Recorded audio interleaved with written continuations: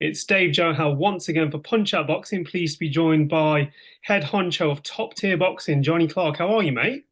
I'm very good, mate. How are you? I'm good. I'm good. It was an interesting first meeting. We actually met face to face.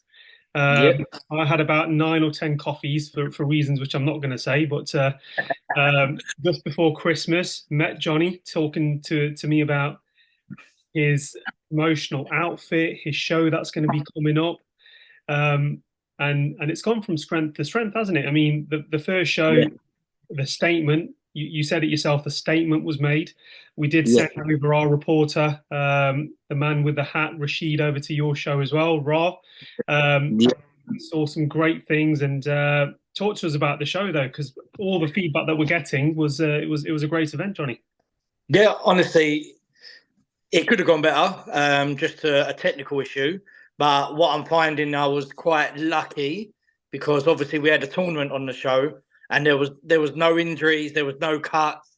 Everyone weighed in fine, and that was the. If anything was to go wrong, you wouldn't want it to be any of that. So, obviously, I'm learning on the job. Like that was my first promotion, and like when I met you that day, everyone's probably looking at me like, "What are you doing? A big show? Are you really going to do what you set out to do?" And then I'm like, watch me, I believe it. And then everyone comes like, wow.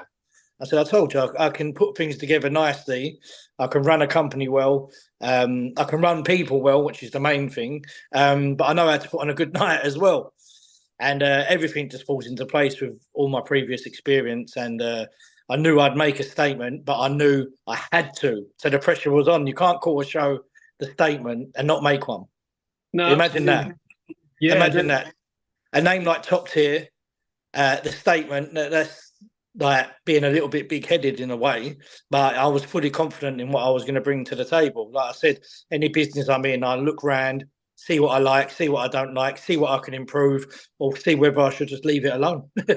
And I see this and I thought, I can do this. Already I'm rubbing shoulders with people in the game. Straight away, one show they're talking to me like I'm some top promoter, but realistically, I've done one show, and that's the bottom line is wait till you see the second one. and this So is the thing, Johnny. I mean, we're very close as an organisation yeah, with TM14 Promotions, and obviously with yeah, yourself as well.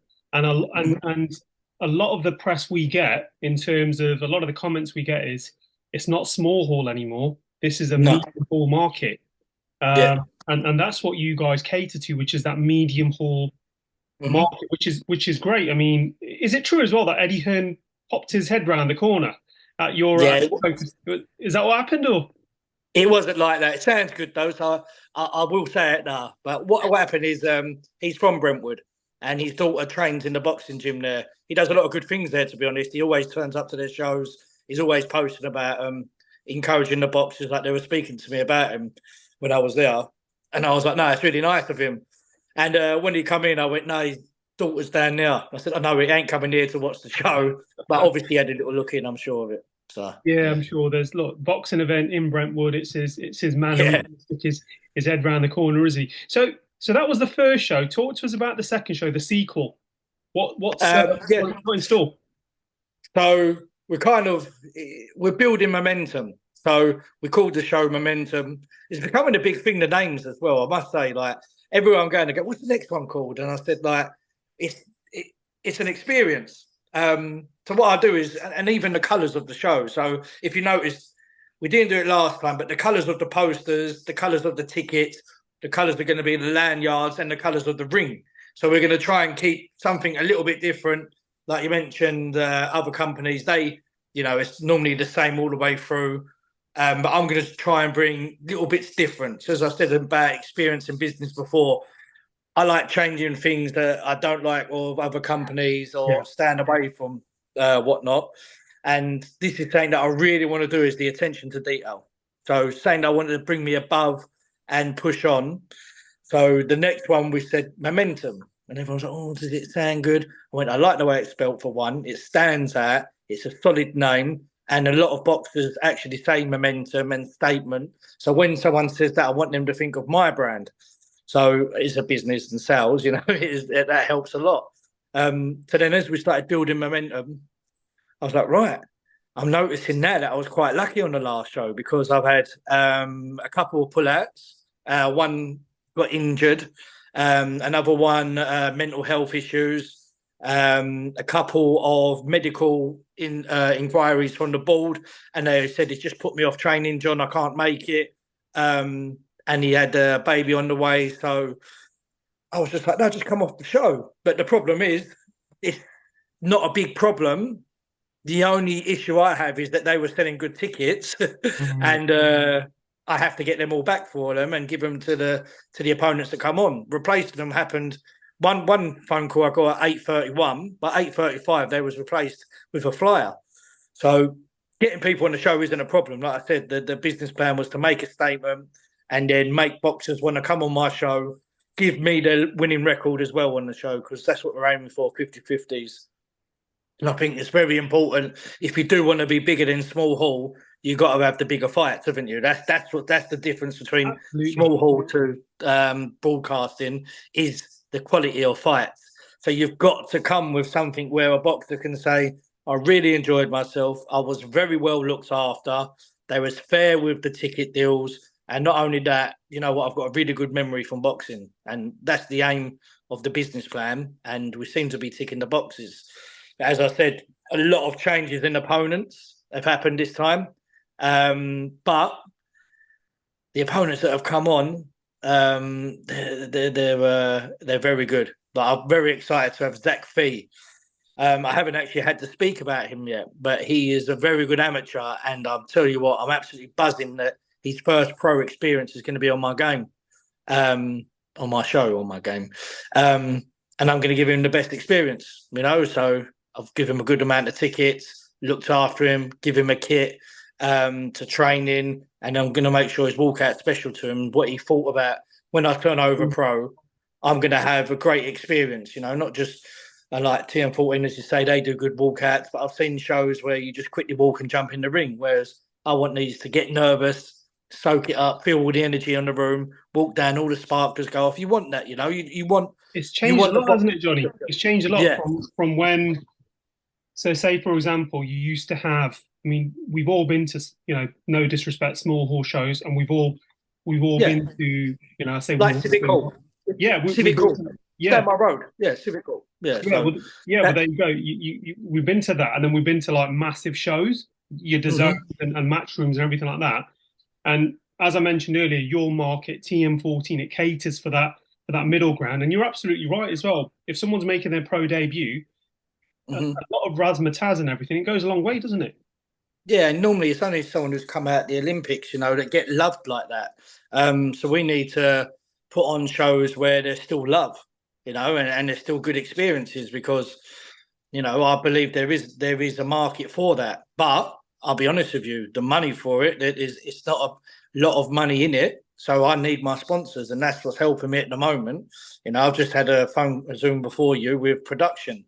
Me and Aisha, and listen, it's not cheap. You know, I know my production costs more than what the whole show at Civic Hall costs to put together. So that's what they're going to get when they come on to one of my shows. They're going to feel the love, and they're going to get that experience. Hopefully, it's not too good that the next show they're out on, it doesn't overshadow that. Well, if it's Total Sounds that you're talking about, they do an amazing job. Total amazing. Sounds. They're absolutely brilliant. I know them first hand as well. Great production. I think they're and you know what? They care. Yeah, they care. That's the main thing for me. So when I run a business, I have people that care, because when I go to bed at night, I want to know when I wake up, they're going to be there, for one. And two, they care about the setup as much as what I do. There was a minor mishap at the last show. The LED screens didn't come on. After 2 fights, I forgot about it, you know, because the fights were so good inside. You didn't really need what I was trying to do. But that means that this show is going to be better because them LEDs will work, you know. So, but they was in pieces and cried. But I'll be honest with you. And I was like, listen, there's nothing we can do. Let's have a great night, and we'll talk about it in the morning. You know, what can we talk about now? Let's just enjoy what's left of the night. And the way she's been with me since, she drove down from Birmingham to my office, and she come give me a cake. And I was like, you didn't need to do that. Why'd you do that? But because she cared, that's it. You know, I'm a customer, and come from a sales background, so I understand how to treat customers, and she's got it spot on. So she'll be, however far I go, they'll come with me. Absolutely.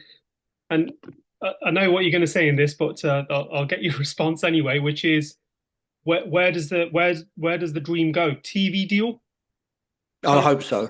Is that the ambition? I mean, you want to clearly break out on big screens, right, Johnny?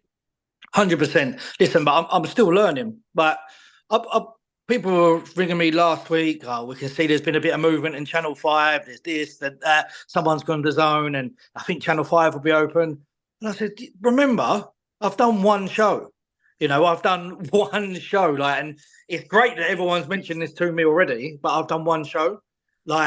It shows how good of a show I can do, and the love and everything online. And when I'm going to other shows, the respect I'm getting, yeah, it's great. But at the moment, do you think I could sit there and do a press conference like Eddie Hearn and not have a piece of paper in front of me? Like the way he's so switched on, and he's witty and he can reel it off. He's really good, And I'm studying everyone. I'm studying them and thinking I'm a little way off that. But listen, I'm one show in. By the end of the year, I don't doubt that I could do that. But I think that Channel 5 stock will be gone by then. But I do believe that one day I'll get either like a little app deal or a TV. Who knows? But if I keep reinvesting in the company, any profits are staying in it, and hopefully buy a British title fight for the next show. We've got an English in the Southern area on this one. If I've got all title fights on my show and all 50-50s, then it won't be long before the shows are snapped up. I know that. Is it a dog-eat-dog business? So for people looking on the outside, I mean, I only work in the media capacity, so do my colleague. But from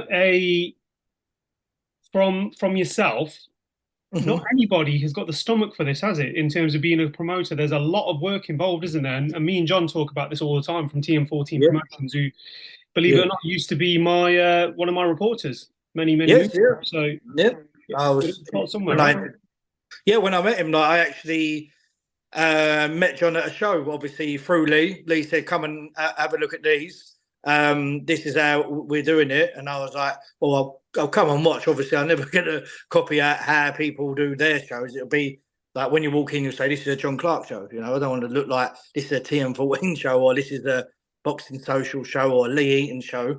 Like when it's coming to a show and John Clark show, that without seeing my name on the ring, you'll see it. But it is it's going to be competitive for every promoter out there. But for me, it is very hard. And without my sponsors, I've got, obviously I come from a business background. I've got all my friends and all my circle are business owners. So the first show was all my friends sponsoring the event, But now we're branching out, and 50% of them are my friends, So the next show, who knows? My friends might not be around, but there'll be 2-3 more companies that have jumped on board. So without them, I couldn't rub shoulders where I want to rub them. So that I owe them everything, to be fair. But it would have been a loss, the show, if I didn't have so many sponsors. That's the truth. So it's very hard to operate at that level, stay consistent, manage your money, and then compete, and then buy titles, put purses on the line, because that's what we've got to do. But with my business background and my plans and goals, I think I could really get to the top quite quick. And that's not being big-headed and whatnot. I just honestly think it's being realistic, isn't it? At the end of the day, I mean, just finally as well, when is your next show, and where can people buy tickets, Johnny? Yeah, so the next show is the 17th of June. It's at the Brentwood Centre. Tickets up. Listen, the boxers deserve to get paid as much as they can. So what I say is, go to the boxer, and if you don't know a boxer in your area, message me and I'll send you to them. And then if there is no communication, then there's avenues that they could come to get a ticket off me. But yes, we've got a packed show. There's 12 fights on it. We've got Jordan Perkis versus Ashley Lane for the English title. Jordan Perkis, no hiding it. He's a personal friend of mine. I was his next door neighbour. I know his mum and dad very well. So this story with Will Jones, doesn't he? Ed Shim. Yeah. I visited him yesterday to check up on him, make sure he's all right. But Ashley Lane, he's been DMing me saying he's your mate, and the new, just so you know. And I've been having great banter with him, like great banter. And that's what I want, I don't want it to be all serious all the time. It's not my style. I like to have fun with anything I do. And then So main event as well, we've got Jack Martin versus Ryan Maycock. That's for the southern area. Jack Martin, let's go fighter for Lee. Ryan Maycock won my tournament at the last show. Great fight. I can't pick a winner. Both very good engines in them. Ryan's powerful. And when I watched Jack train, I couldn't believe how powerful he was as well. It really surprised me. And then we've got Lorenzo Grasso versus Thomas Galbraith in another 50-50. That's super welter as well. So the winner of that on our co-main event could then fight the main event winner, hopefully, on the next show in September. And as I said, we've got Ronnie Nichols, Zach Fee, Nathan Kaminsky. We're waiting to find out his opponent today, and then I'll release a promo video for him. I've got Ozzy Osbourne back on, from Fight of the Night from the last show. Yep. Yeah, we've got a stacked card. Tyrone King's got Luke Thomas, who's making his debut. That's a really good fight. And then we've got Jarrell Patterson versus Vasyl Mamdalov. They fought on Jarrell's debut, but Jarrell head clash. Mate. And this will, I think, be the first fight for Vasyl since the head clash. And listen, Vasyl can have it. He is a journeyman, but I know he's going to come out now with the ump. So I'm quite looking forward to that fight, if I'm being honest. And Kevin Revell versus Rod Douglas Jr. Very good fight. Very good fight. It's going to be a great night. For all the action as well from us, we're definitely going to be sending Ra there. So we're definitely going to catch up with you there. It's been, we're looking forward to it, mate, to be fair. It's only a few weeks away now, but Johnny, thanks for your time today, mate. And look, if you ever want to plug anything, let us know. We love to have you on anytime. So just let us know. Yeah, no worries. Oh, and I forgot a few boxers as well. We've got Harvey Hong. Have you got Nicola Bark as well? No, not on this show. No, we haven't got her on this show, unfortunately. But I was very impressed with her on the last show and how she conducted herself as well. That's the one thing I would say about the boxers as well. Like Thomas Galbraith, I've been putting like billboards up down the A13, A127, A128, all the roads that are leading into Brentwood. Just a little bit more. Listen, they're not going to bring many ticket sales, but it's more to boost the boxers. And Thomas has been jumping over roads to have photos taken with him. He's been texting me, "You're making me feel like a superstar. You're making me feel special." And I said, "Well, you've had 2 fights, and now you're going into an 8-rounder. Yeah, you're giving me your own, risking it. You're not giving me it because you could probably win, but you're doing that. I'll be nice back, So yeah, so I'm enjoying it anyway, and they're loving it. So far so good. Absolutely brilliant. So look, Johnny, all the best, mate, from Punch Out Box. We're going to be in contact soon, and look forward to the show, mate. Lovely. See you there.